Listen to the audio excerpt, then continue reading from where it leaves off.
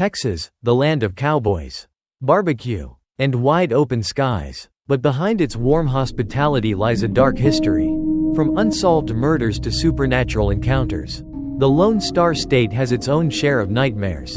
Tonight, we'll dive into 10 true stories that prove sometimes the scariest tales are the ones that are real.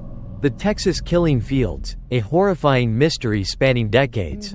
The Texas Killing Fields, located along the stretch of I-45 between Houston and Galveston, is known as one of the darkest areas in the Lone Star State. Since the 1970s, more than 30 bodies, mostly women and young girls, have been discovered here. The horrifying murders span several decades, with many victims still unidentified, shrouding this place in an impenetrable veil of mystery. This is the story of the Texas Killing Fields, a place where terror and despair reign, leaving unanswered questions and unresolved tragedies. Chapter 1. A serene land turns into a nightmare. The swampy area along the I-45 highway, less than an hour's drive from Houston, was once a peaceful landscape dotted with farms and small woods. But starting in the early 1970s, something began to change, and a land of death began to reveal its horrors. What was once a serene scene soon became the graveyard for unknown bodies and missing souls, whose fates would forever remain a mystery. At first, it was just fleeting whispers, rumors of decaying bodies found in unrecognizable states, making it nearly impossible for authorities to identify them.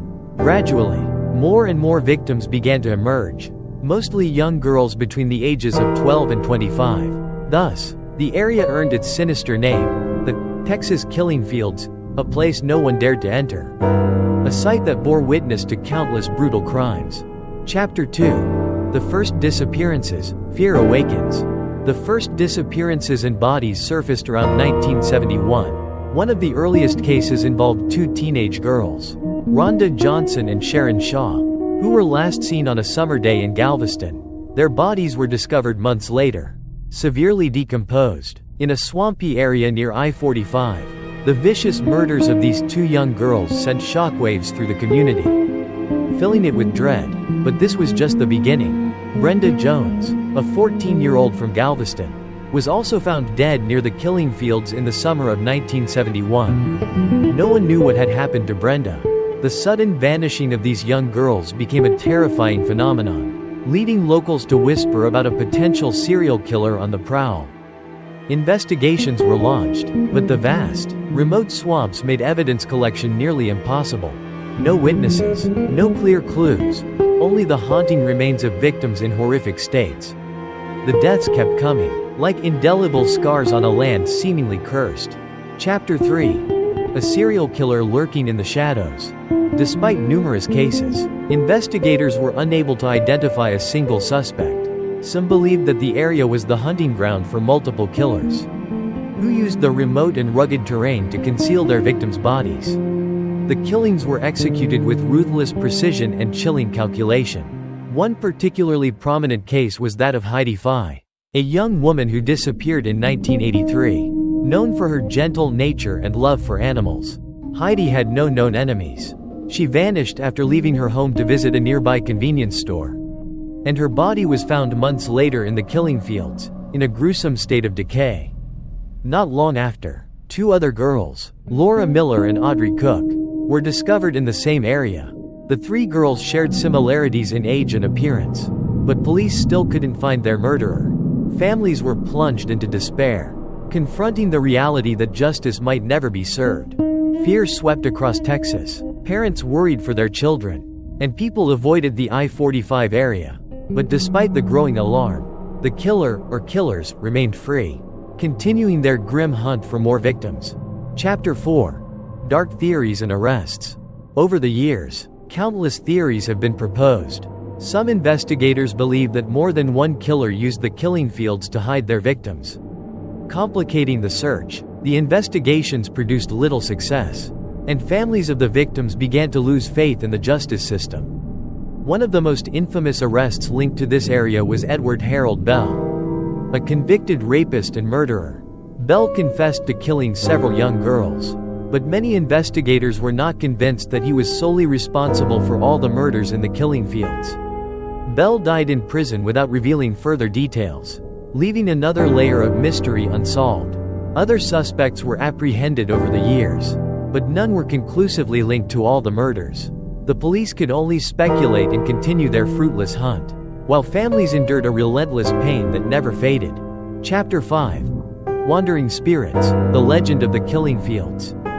In addition to the gruesome murders, locals spoke of supernatural occurrences at the killing fields. There were reports of ghostly figures of young girls wandering along deserted roads, as if searching for answers to their untimely deaths. Strange lights would flicker in the darkness, and many swore they heard the heart-wrenching cries of the dead echoing through the swamps at nightfall. People say that the spirits of these victims cannot rest, as justice has yet to be served. These tales added an extra layer of fear and mystique to the killing fields, making it a place so frightening that even thrill-seekers dared not venture there after dark. The killing fields is not just a site of murder, but a symbol of horror, despair, and the eternal darkness that shrouds lives stolen too soon. Chapter 6. Present and Future, The Unending Struggle. To this day, the Texas killing fields remains one of the darkest places on America's crime map. Although some cases have been solved, the majority of these murders are still shrouded in mystery, with families still yearning for justice. Law enforcement and private investigators persist, but the vast landscape and lack of evidence make the hunt for the killer extremely difficult. Missing persons and unidentified bodies still surface from time to time, raising more questions than answers. The Texas killing fields continues to hold onto its dark secrets. Like an unhealed scar on the Lone Star State, it has become a symbol of cruelty, a reminder of life's fragility, and the ever-present darkness lurking just beneath the surface. Conclusion. The never-ending mystery. The Texas killing fields is not just a burial ground for lost souls, but a symbol of fear, loss, and an endless haunting that spans generations. Murders remain unsolved, spirits remain unavenged, and the darkness continues to conceal the truth. Who is behind these heinous acts? Is it a lone killer or a brutal network hiding in the shadows? What turned this area into such a place of dread? These questions remain unanswered, and the killing fields maintains its chilling reputation as one of America's greatest unsolved mysteries.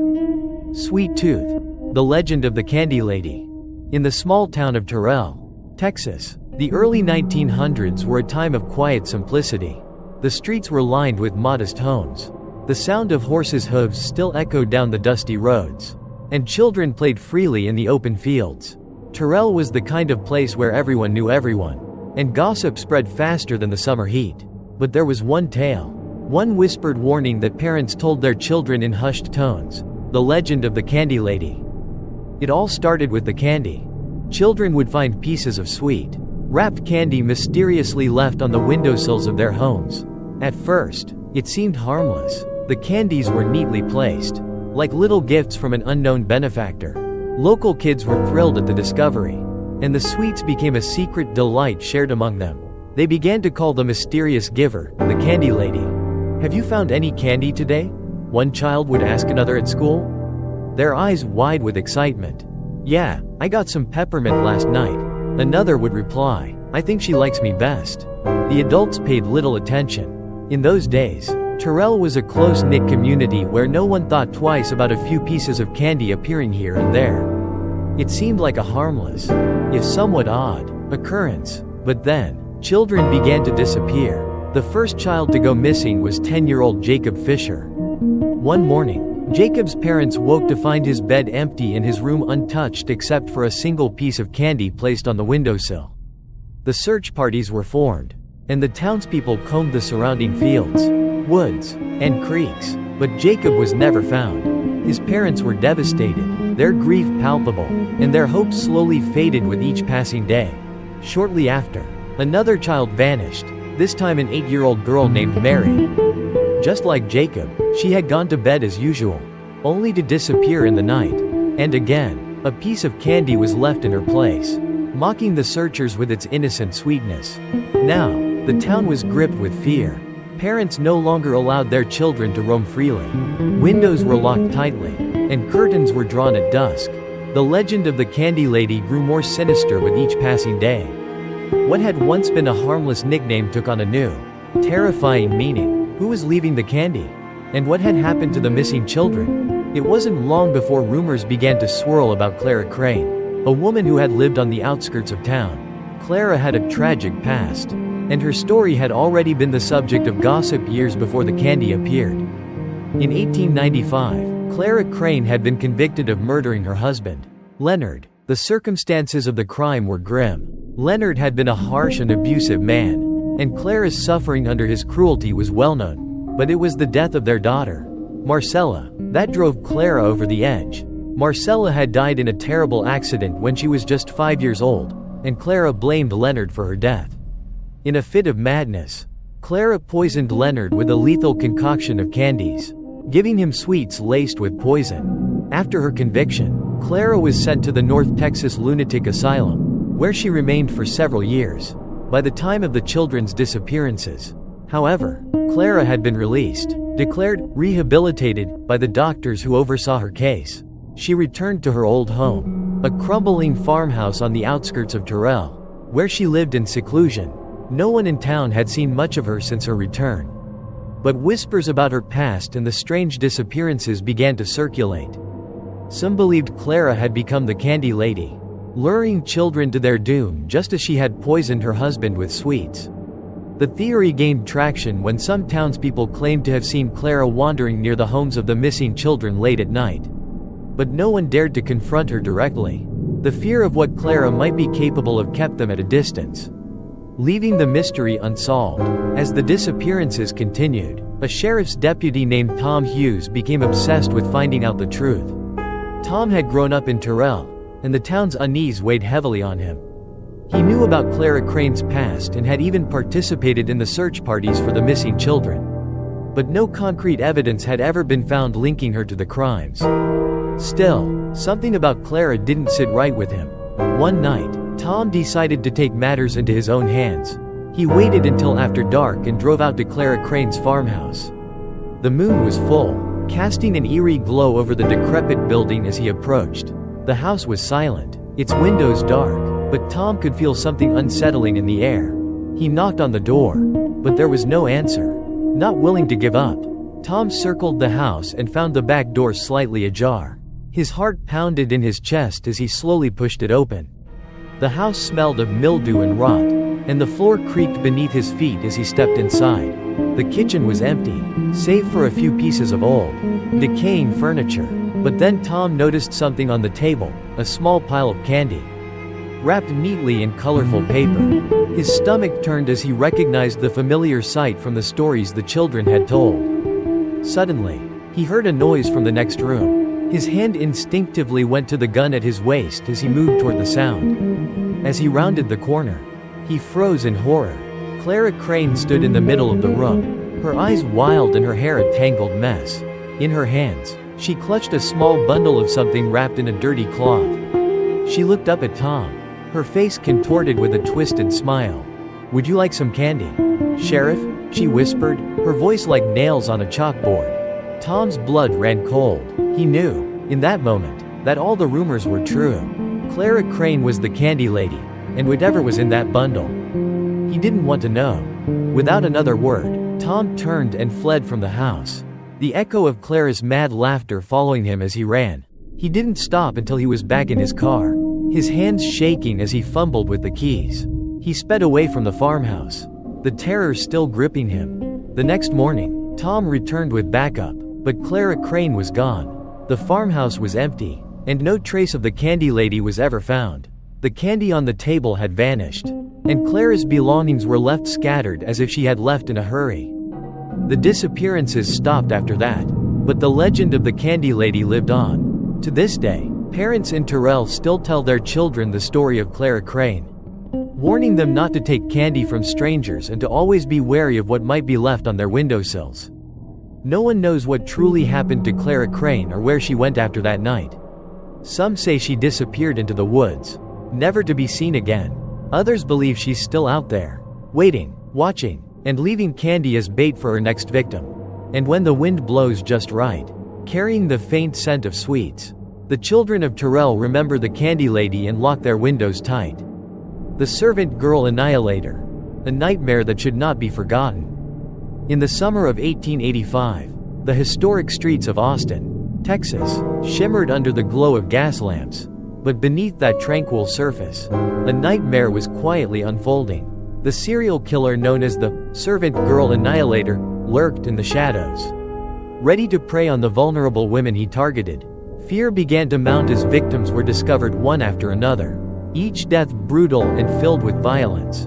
The story begins on a warm evening in December when the body of Molly Smith, a black servant girl, was found in the backyard of her employer's home. Her death was not just a tragedy, it marked the beginning of a horrific chain of events that the city would never forget. Walter Hall, Molly's employer, claimed to have heard nothing, but terror quickly spread throughout Austin. Just weeks later, two other servant girls, Clara Strand and Christine Martinson, fell victim to a late-night attack. Although they survived, they carried the psychological scars of their horrific ordeal. As summer descended, so did the terror of the servant girl Annihilator. The murders continued unabated. Eliza Shelley, a young mother, was brutally killed, and her children were the ones to find her mutilated body.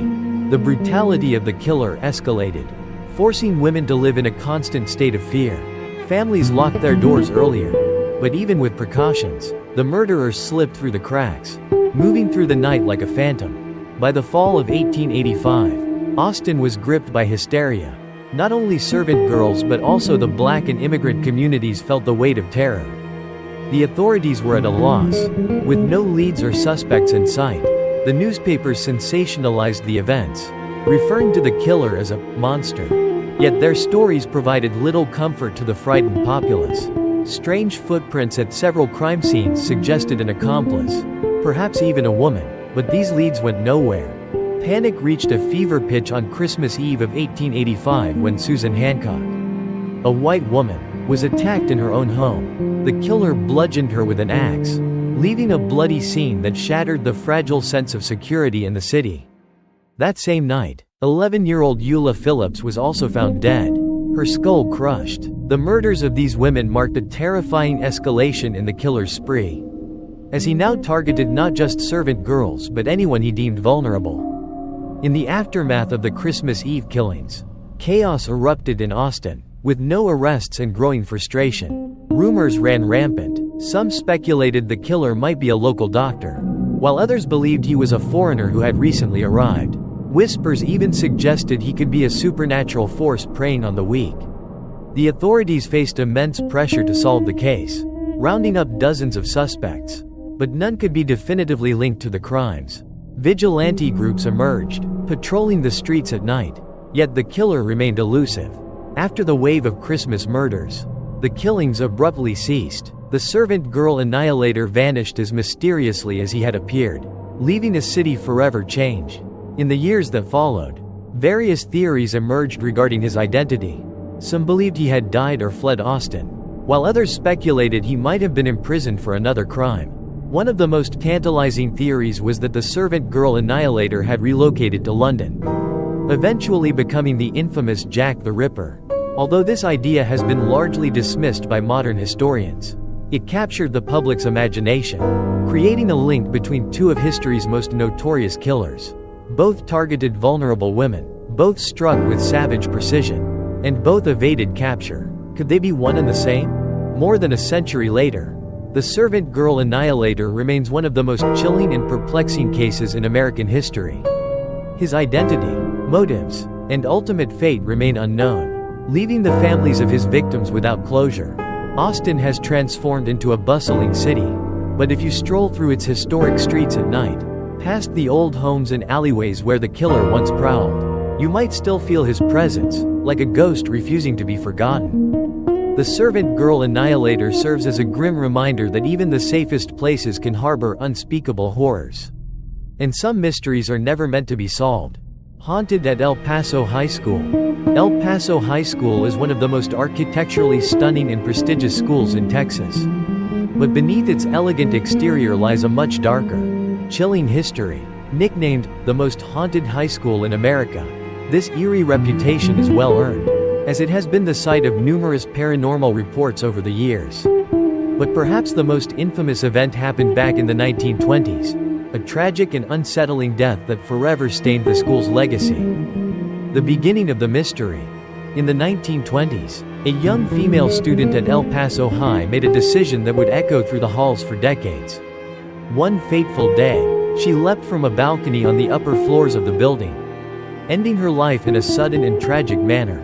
The reasons for her suicide remain unclear. Some speculate she was heartbroken, while others believe she was suffering from unbearable pressure, either from academics or her social life. Regardless of the cause, her death left an indelible mark on the school and its students. From that moment on, strange and unexplained occurrences started to plague El Paso High. Both teachers and students began reporting ghostly encounters linked to the girl who had taken her own life. It wasn't just her memory that lingered, her very presence seemed to haunt the campus. Paranormal activity at El Paso High. One of the most commonly reported phenomena at the school is the sound of faint, sorrowful crying echoing through the hallways late at night. Many who have stayed on campus after hours claim to have heard footsteps approaching from behind, only to turn around and find no one there. A group of curious students once decided to spend the night in the school, armed with cameras and voice recorders, determined to capture evidence of the supernatural.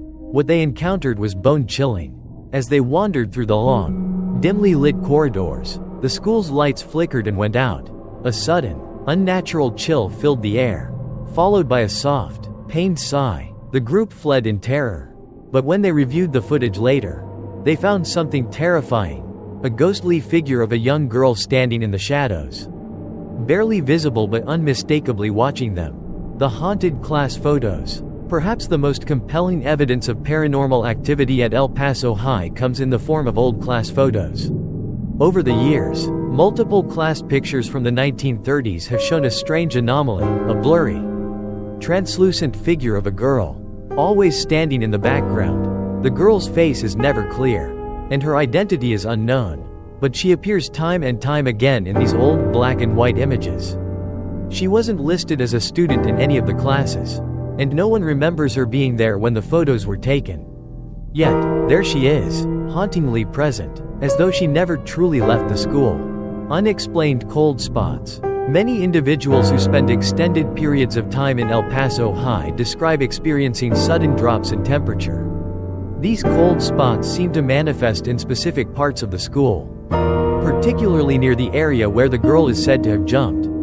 Even during the hottest summer months, the air in these areas remains unnaturally frigid, giving those who pass through an eerie, uncomfortable sensation. One teacher recalled staying late in his office, grading papers, when he suddenly felt a cold breeze brush against the back of his neck. Assuming someone had entered the room, he turned around, only to find the door and windows tightly shut. There was no rational explanation for the cold, and the feeling of unease quickly grew, prompting him to leave the school for the night. Continuing paranormal encounters. To this day, the ghost of the girl who died at El Paso High remains a source of fascination and fear. Every year, new students and staff members report seeing her ghostly figure in the hallways, hearing her cries, or feeling her presence in the form of cold drafts. Many believe that her spirit is trapped within the school, unable to move on from the place where she met her tragic end. Some paranormal enthusiasts believe that the girl's spirit is seeking closure, while others think she is simply attached to the school, having spent so much of her short life there. What is certain, however, is that El Paso High remains a hotbed for ghostly activity, and its haunted reputation shows no sign of fading, whether or not the truth behind the girl's death is ever revealed. The legend of El Paso High School's ghost is likely to endure, chilling generations of students and teachers alike. For now, those who walk its halls know that they may not be alone, and that the spirit of the girl may be watching, waiting, and lingering in the shadows, forever tied to the school that holds her secret. The creature of Lake Worth, a nightmare in the heart of Texas. The summer of 1969 in Fort Worth, Texas, was scorching, with the heat hanging heavy over every living thing. The trees around Lake Worth stood still, the water calm and untroubled. But beneath the surface of that placid lake, something terrible was stirring. Fort Worth was a small, peaceful town at the time, where people lived simple, quiet lives and were always friendly. They hardly paid attention to the growing rumors about Lake Worth, rumors that something strange had emerged there. Something that struck fear into the hearts of those who had seen it. Tom Jenkins was one of the town's most seasoned fishermen. He had spent his entire life casting nets on Lake Worth, where the clear blue water always brought him peace. But one summer night, everything changed. That evening, Tom sat in his small boat in the middle of the lake. His old eyes focused on his fishing line, which bobbed gently on the water. The crisp Texas air filled his lungs. But something felt off. The atmosphere that night seemed heavier than usual. Eerily still. Suddenly, the water in front of Tom began to ripple gently at first, then suddenly churn violently. He leaned forward, his eyes widening as he stared into the depths. From the darkness below, a piercing scream broke through the silence. The scream chilled Tom to his core. It didn't sound like anything he had ever heard before. It was the scream of a creature in unimaginable pain. Yet something about it was unnatural, as if it didn't belong to this world. He looked around frantically but saw nothing but darkness. Thinking it was just a passing nightmare, Tom quickly turned his boat toward shore. But as he was heading back, he glanced once more at the water, and what he saw made his heart stop. In the pale moonlight, standing in the middle of the lake, was a strange creature. It was half human, half goat, with fiery red eyes staring straight at him. Its body was covered in dark, coarse fur, and it let out a wild roar. Tom had heard the ghost stories about Lake Worth, but now, he knew they were not just tales. News of Tom's encounter spread quickly throughout the town, although he wasn't the first to speak of strange creatures in the lake. Not many people believed him. The folks of Fort Worth laughed it off, thinking Tom had been hallucinating from exhaustion. However, not everyone was so skeptical. Some began to worry as more strange occurrences started happening. A few weeks later, a young couple decided to test their courage by driving to Lake Worth at night. They parked near the shore and talked in the eerie quiet of the late hours. But soon, the calm waters suddenly began to churn violently, and a strange object hurled toward them, smashing into the roof of their car. An old tire had been thrown with incredible force, sending them into a panic as they sped away from the lake. They swore they saw the silhouette of a large, hairy creature roaring in the distance. Stories of the Lake Worth monster quickly spread beyond the town. Journalists, detectives, and even paranormal investigators from all over began flocking to Fort Worth to uncover the truth. The tale of a half-human, half-goat beast became a sensational topic. Some believed it was the result of some twisted scientific experiment, while others thought it was the embodiment of something far more sinister. Paranormal investigators braved moonless nights, venturing out to Lake Worth when its waters were as black as ink. They brought equipment, audio recorders, and cameras, determined to capture evidence of the strange beast. While they recorded eerie sounds and chilling screams, no one ever saw the creature itself. Meanwhile, sightings of the Lake Worth monster continued. A group of teenagers who camped near the lake woke up one morning to find their campsite trashed. Their belongings scattered everywhere, with strange hoof-like tracks imprinted in the sand. Local hunters also reported finding the mangled remains of animals, bearing the marks of large, unexplainable bites. Eventually, the situation became so serious that local authorities stepped in. The police organized several investigations and patrols around Lake Worth, but their efforts turned up nothing. It seemed the creature was too clever, or too otherworldly, to be caught. Some even speculated that the government was covering it up, that they knew of the creature's existence but were keeping it under wraps to avoid public panic. In the following months, the eerie calm seemed to return to Fort Worth. The encounters with the Lake Worth monster decreased, and the townspeople slowly forgot their fears. But for those who had witnessed the creature, the memories remained vivid. Tom Jenkins never returned to Lake Worth. He gave up fishing, and the town seldom saw him after that. His stories about the half-goat, half-human beast were retold many times. But as the years passed, they became just another Texas legend, a ghost story to scare children at night. But when night falls, and the wind whispers across the still waters of Lake Worth, those brave enough to venture close can still feel the presence of something unnatural. That scream, the one that tears through the quiet of the night, still echoes from the water. And those who've heard it know that the Lake Worth monster is still there, lurking in the shadows, waiting for the next unlucky soul to step into its domain. As the story concludes, the haunting memory of the Lake Worth monster lingers. The quiet town of Fort Worth may have returned to its peaceful ways.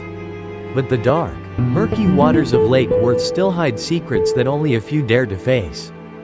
Haunted at Huntsville Prison. The ghosts of condemned souls. The dark history of Huntsville Prison. Huntsville Prison, located in Texas, is infamous for its role in the execution of death row inmates. Since its establishment in the late 19th century, the prison has been the site of over 500 executions, making it a notorious symbol of capital punishment in the United States. This grim legacy has naturally given rise to countless ghost stories and legends, as the spirits of those who met their fate within these walls are believed to linger long after their deaths. For decades, prison guards have reported eerie experiences that defy rational explanation. Many claim to have heard disembodied footsteps echoing through the empty corridors, whispering voices that seem to come from nowhere, and even fleeting glimpses of apparitions resembling former inmates. The death row corridor, in particular, is said to be a hot spot for supernatural encounters, where the air is thick with an unsettling energy. Paranormal encounters. One chilling account comes from a guard who worked the night shift at Huntsville. He described a night when he heard what sounded like the shuffling of feet coming from the end of the corridor. As he cautiously approached, he felt an inexplicable coldness envelop him. Suddenly, the sound stopped, and he saw the shadowy figure of a man in an old prison uniform disappearing into one of the cells. When he entered the cell to investigate, it was empty, except for the overwhelming feeling of despair that clung to the air. Another story involves a group of ghost hunters who decided to investigate the prison after hearing about its haunted reputation. Equipped with cameras and EVP, electronic voice phenomenon, recorders, they ventured into the death row area, hoping to capture evidence of the supernatural. As they began their investigation, they experienced a series of disturbing events: lights flickering, sudden temperature drops, and inexplicable voices on their recorders. When they reviewed the footage later, they were shocked to discover a faint, mournful wail in the background, seemingly the last cries of a soul lost to the system. The legends of the condemned. Among the most prominent legends is that of a notorious inmate who was executed for a brutal crime. He was said to have vowed revenge on the prison staff before his execution. Many guards claim to have felt an unseen presence watching them, particularly during the hours leading up to an execution. Some have even reported seeing his figure lurking in the shadows, forever seeking vengeance for his untimely demise. Another haunted tale revolves around a female prisoner who was incarcerated for her involvement in a high-profile murder case. Before her execution, she was known to have made a pact with other inmates, claiming she would return to seek justice for those wronged by the system. To this day, staff and visitors alike have reported hearing her sobs echoing through the halls, as though she is lamenting her fate and the fate of those who suffered alongside her. The legacy of Huntsville Prison. As the sun sets behind the prison walls, the stories of those who have suffered within Huntsville Prison continue to resonate. The spirits of the condemned are believed to haunt the premises, their stories interwoven with the very fabric of the institution. Whether these accounts are mere figments of imagination or genuine encounters with the supernatural remains an open question. Visitors and paranormal enthusiasts are drawn to Huntsville not only for its history but for the haunting tales that continue to surround it. Each ghost story serves as a reminder of the lives lost and the choices made within the prison walls. Conclusion. The haunting legacy of Huntsville Prison stands as a testament to the dark history of capital punishment in America. The souls of those executed continue to wander, seeking solace or perhaps revenge. As long as the prison stands, the echoes of the past will reverberate through its walls, forever keeping the spirits of the condemned alive in the collective memory of those who dare to remember their stories. The Black Hope Curse. Haunting in the Suburbs. A mysterious beginning. When the Johnson family moved to the Newport neighborhood near Houston in the 1980s, they were excited to embrace a new life in their dream home. The beautifully paved roads and lush tree-lined streets made it seem like the perfect place to settle down. However, just months after moving in, strange occurrences began to unfold. Residents soon discovered that their homes were built over an unmarked graveyard. The shocking revelation came when a local research group decided to dig into the area's history and uncovered that the site was once a burial ground for enslaved people who lost their lives during Texas's tumultuous history.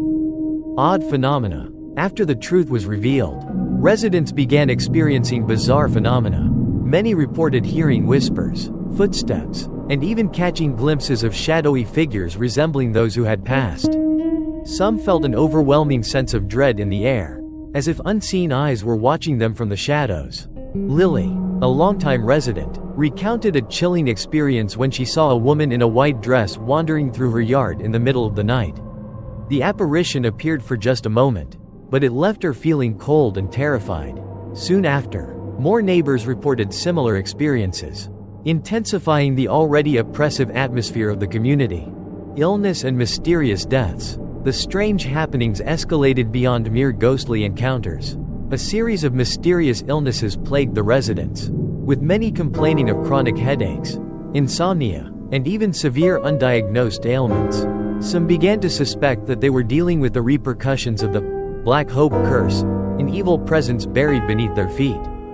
This haunting not only affected the mental well-being of the residents but also took a toll on their physical health. In 1987, a family tragically lost 2 children in a freak accident, while others witnessed the untimely death of loved ones under strange circumstances. The rise of illnesses and deaths instilled a pervasive sense of fear and anxiety within the community. The search for truth. Determined to uncover the truth about their homes and find a way to break the curse, residents formed an investigative group. They held numerous meetings to share experiences and brainstorm solutions to their troubling situation. During one meeting, a resident suggested that a seance might be necessary to bring peace to the restless spirits. However, opinions were divided. Some believed that such an action could exacerbate the situation, while others felt it was a respectful way to honor those who had passed.